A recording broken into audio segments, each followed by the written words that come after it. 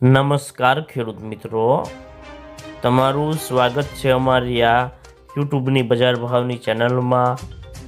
તો આજે તારીખ 5 મે 2025ને વાર સોમવાર।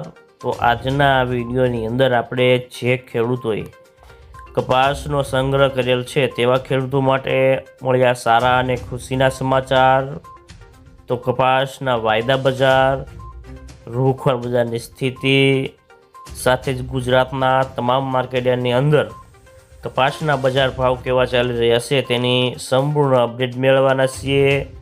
તો વિડીયોમાં અંત સુધી બન્યા રહેજો।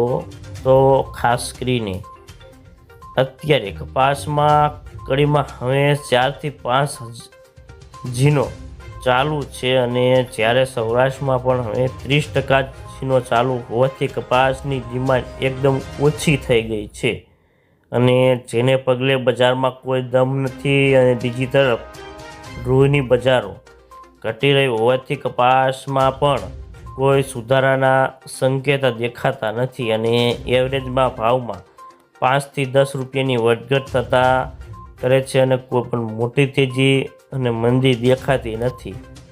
તો મિત્રો, રૂની બજારમાં લેવાલીના અભાવે સતત આજે ખાંડીએ 100 રૂપિયાનો ઘટાડો કરતા બજારમાં વેચવાલી ઓછી હતી અને ઓલ ઇન્ડિયામાં 40,000 ગાંસડી જેવીની આવક હતી અને રૂની બજારમાં આગળ ઉપર જો વેપારો નહીં થાય તો બજારમાં વધુ ઘટાડો પણ આવી શકે છે। તો મિત્રો, ખાસ કરીને ગુજરાતમાં શંકર રૂનો ભાવ 3.8 માઇકનો 100 રૂપિયા ઘટીને 54,200 થી 54,600ના હતા।